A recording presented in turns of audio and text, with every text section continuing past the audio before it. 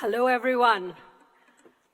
Thank you, President Kaler. And as Dean of the Carlson School of Management, it's my pleasure to welcome all of the entrepreneurs and future entrepreneurs in this audience, as well as the members of the business community.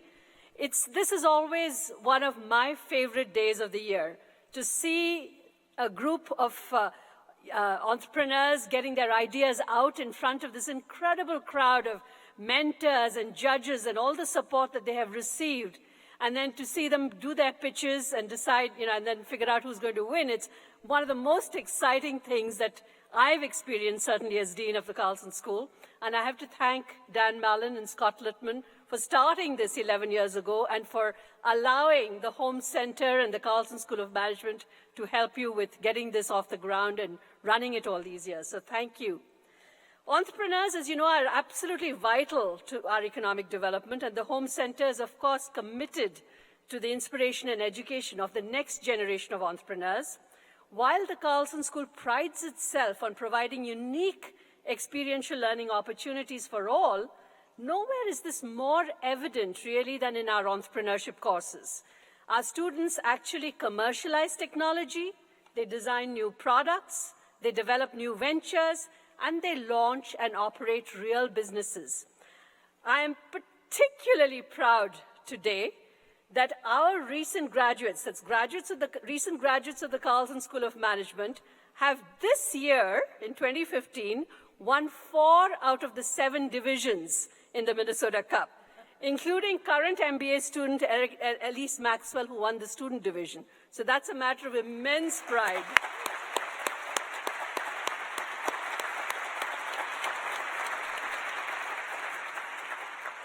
There was no side payoffs to the judges. I just want to make sure that you understand that. Anyway, we are grateful, too, for the vital role our alumni play in supporting entrepreneurship in Minnesota.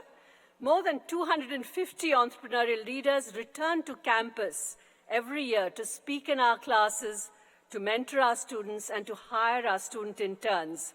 Entrepreneurial leaders like Gary Holmes and dozens of others provide generous support to fund the development of experiential classes, technology commercialization programs, and outreach programs like the Minnesota Cup. And later in the program, 3 more of our MBA alumni will be recognized for their volunteer efforts in the Minnesota Cup Mentor Program. It's been my pleasure to see the Cup expand its impact and deepen its connections with the university and with the Carlson School. We greatly appreciate the outstanding support from Dave and Carolyn Cleveland, along with, of course, the considerable efforts from Scott Littman and Dan Mallon, our alumni co-founders and inspirational leaders.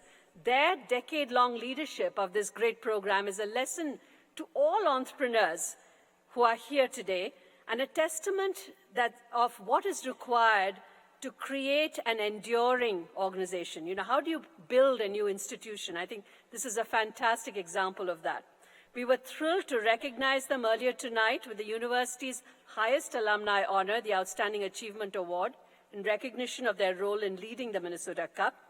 We also appreciate the efforts of more than 300 judges, mentors, sponsors who have supported the participants. Judges, mentors, sponsors, will you please, if you can, stand up? We'd just like to give you a round of applause.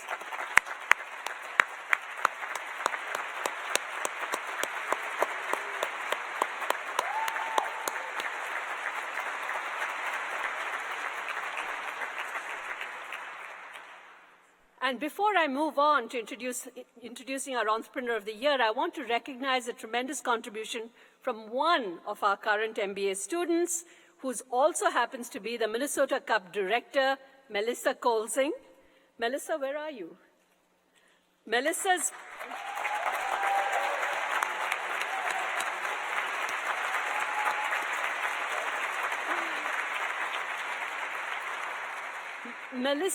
passionate leadership over the past 3 years has really transformed the Minnesota Cup from a 4-month competition into a year-round series of programming and resources for Minnesota's entrepreneurs. She has single-handedly developed programs to support women, social, food, and youth entrepreneurship that have already helped thousands of Minnesota entrepreneurs. Way to go, So that's just great what you've done with this.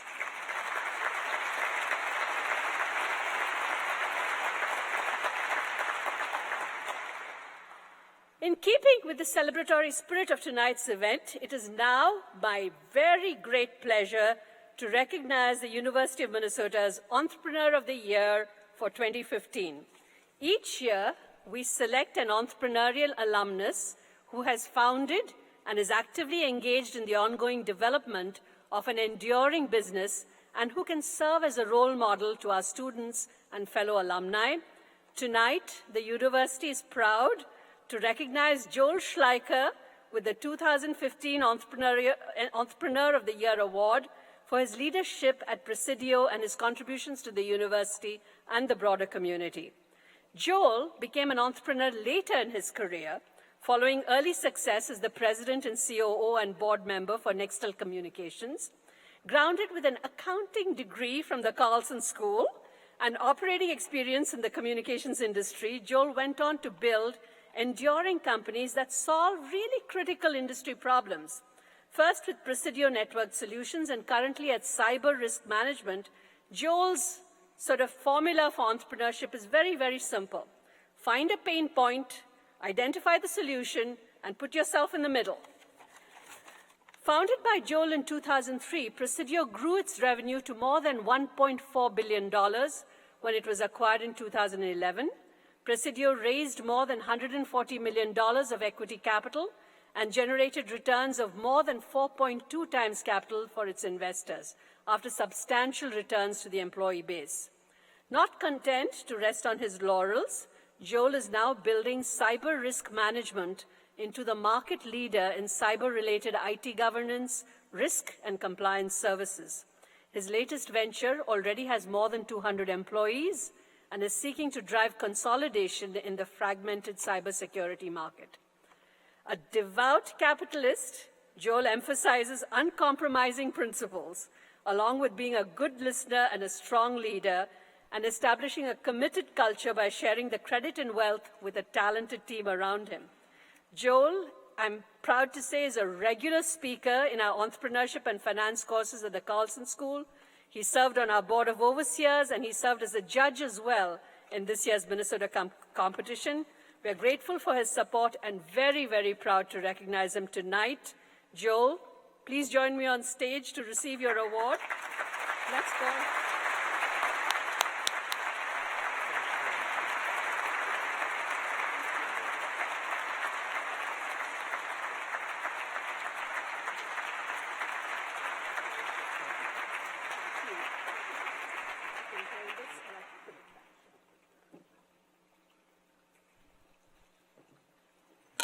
All I can say from today is wow.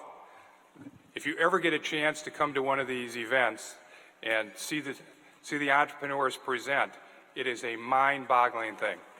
I was looking at these young people today and just watching them, the poise that they had, the enthusiasm that they had, and even tonight. I mean, I was raised in Minnesota where I used to tell people about the old joke about the Swedish farmer who loved his wife so much he almost told her. Well, that's what you're going to get with me, not the enthusiasm that you see from everybody else. And one of my regrets in life is that when I was on the I missed Shri when she became the dean, so I had already cycled off the board, but we've got a great relationship now, and she's doing a great job. With all sincerity, I'd like to thank John, Shri, the Holmes Center for Entrepreneurship, the Carlson School, and everybody for this recognition tonight. It doesn't happen often, but when John gave me a call and mentioned the award, I was truly speechless. And like I said, that doesn't happen often. Like most people in this room, I don't do things for recognition. My wife and I are very involved in the community. We're very involved in other aspects of life, and we do it because we think it's the right thing to do. And that's one of the things that I'd like everybody to come away from today. I'd like our society to get back to doing the right thing in many occasions. I value my privacy, and I try to be off the social networking grid as much as it is possible. So today takes me way out of my comfort zone. Number one, giving a speech, and number two, having a press release. It's just so uncharacteristic of me. So Again, I appreciate the opportunity to be here. Today, I'm thrilled to be amongst this great group of entrepreneurs in the audience, business leaders, and everything else.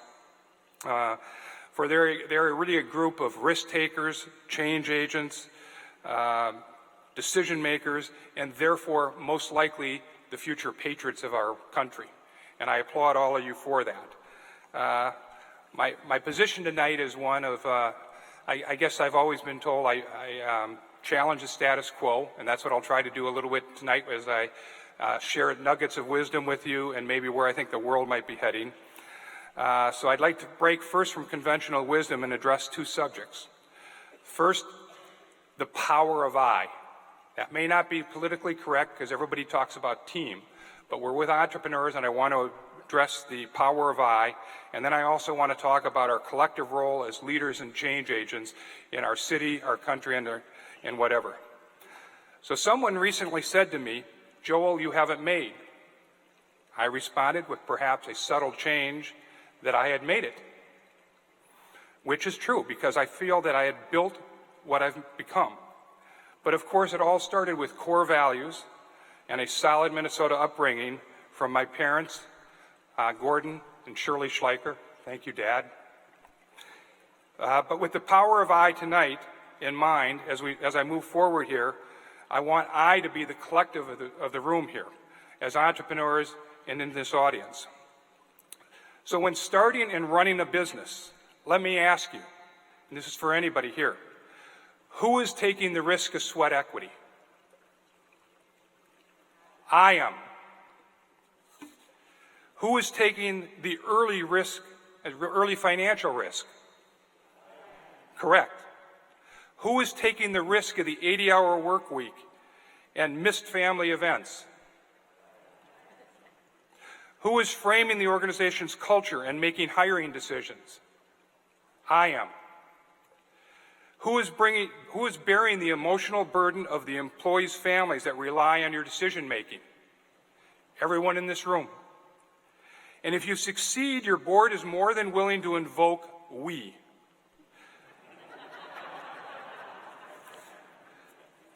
When a decision, however, goes wrong, who made the wrong decision? I did. So in Harry Truman's words, the buck stops here. In entrepreneurism, who is on the hook for failure? I am. And that's really what every one of us in this room has in common. But let's also recognize that ultimate success comes from the leadership of I creating a winning team of we or us. So back to the story of I have made it. In the end, my success has come from risks that I took, decisions that I made, but mostly because of the team that I was able to hire and bring to the table.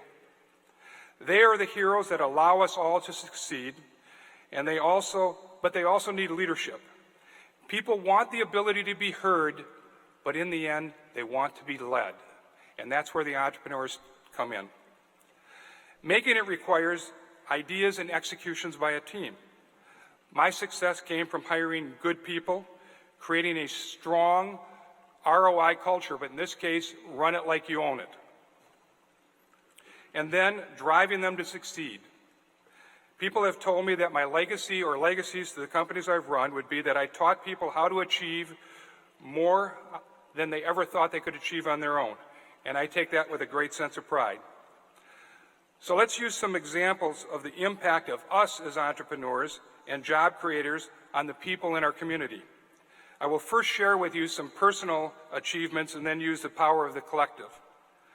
Roughly speaking, during my entrepreneurial years, where I had a senior leadership role and founded businesses, I have been involved in leading organizations that have created over 5,000 jobs, over 200 millionaires, and in excess of $10 billion in shareholder value.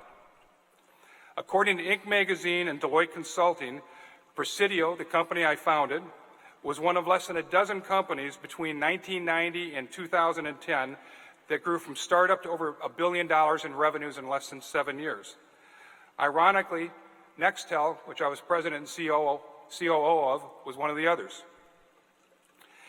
If we were to add companies led by the entrepreneurs that I've served on the board of, and I was an active board member supporting them. 4 of the 6 have successfully exited, and the 2 are still public companies, and collectively they've created thousands of jobs and billions of dollars of market capitalization for their shareholders.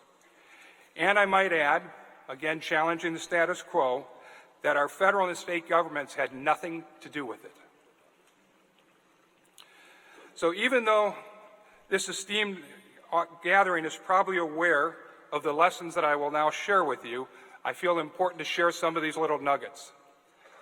Entrepreneurism is like going to war. Be fully engaged or don't bother.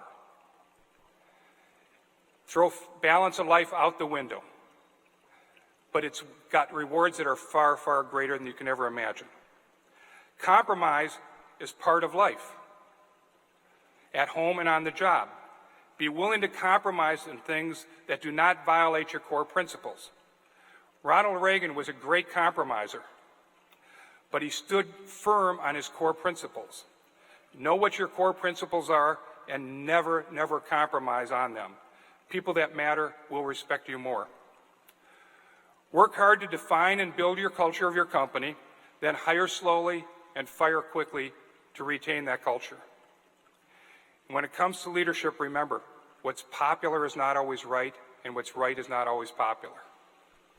The last thing I would say, especially the entrepreneurs that presented today, and they were just outstanding, operational excellence is a great strategy.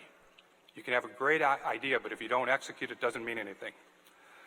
Looking ahead, I'm really quite envious of today's students, as I feel the time has never been better for entrepreneurship than it is today. Students can create new apps and companies around those apps, with the only barrier to entries being the ideas and capital. And capital is no longer a scarce issue for great ideas. Money can be raised through crowdsourcing, Kickstarter campaigns, angel investors, traditional venture capital, or private equity. And honestly, I've been engaged in all. So if any of you 7 finalists are looking for an investor, just give me a call. They were all great. The largest inhibitor to success is, frankly, government and inefficient bureaucracies. My advice to the federal and state governments is to stay out of the way and let capitalism and American exceptionalism do its work. Don't slow us down and burden us with costs and regulations. In entrepreneurism, it's ready, fire, aim. George S. Patton once said that a good plan violently executed is better than a perfect plan next week. And as entrepreneurs, we don't have time for studies. We don't have time for other things. We have to execute, because the greatest scarcity for us is capital and time. So in my humble opinion, appealing to all the patriots in the room, we're at a crossroads between the power and responsibility of the individual versus the power and responsibility of government. Remember, our founders envisioned our country with we the people as the top sovereign. Secondly, the state. Third, the federal government. Our nation never would have been confirmed with the power shifting from the people to the states and to the federal government. So yes, it's exciting for me to be here today, because the people in this room are the job creators and the change agents for tomorrow. Mark Twain was quoted as stating, "In the beginning of change, the patriot is a scarce man, and brave and hated and scorned. When his cause succeeds, the timid join him, and then it costs nothing to be a patriot." So let's all take up the patriot mantle for our children, our grandchildren, our country, and yes, allow American exceptionalism to again thrive. One parting thought or challenge: how many in this room have read the book Atlas Shrugged? Terrific. I was introduced to it when at the University of Minnesota by a young co-ed who ultimately became my wife. It was selected many years back through a survey by the Library of Congress as one of the 2 most influential books people have read, the other being the Bible. So it's in good company. I believe it should be required reading by every entrepreneur and every university student, because it's really about freedom of thought and freedom of the individual. Some believe it to be anti-government, but it's really about anti-abusive government. And my favorite quote from the book is, "The man who damns money has obtained it dishonorably. The man who respects it has earned it." So once again, thank you for this recognition, for the opportunity to learn from the Minnesota Cup finalists, and to share some small insights and lessons that I've learned over the years. In my eyes, entrepreneurship is the vision of the future, and without it, we are lost. My highest hope would be that, led by the patriots in this room and similar entrepreneurs throughout America, the people of our country and our politicians would once again start doing the right thing rather than looking for the next handout or the next election. With that, again, thank you very much. Skayuma!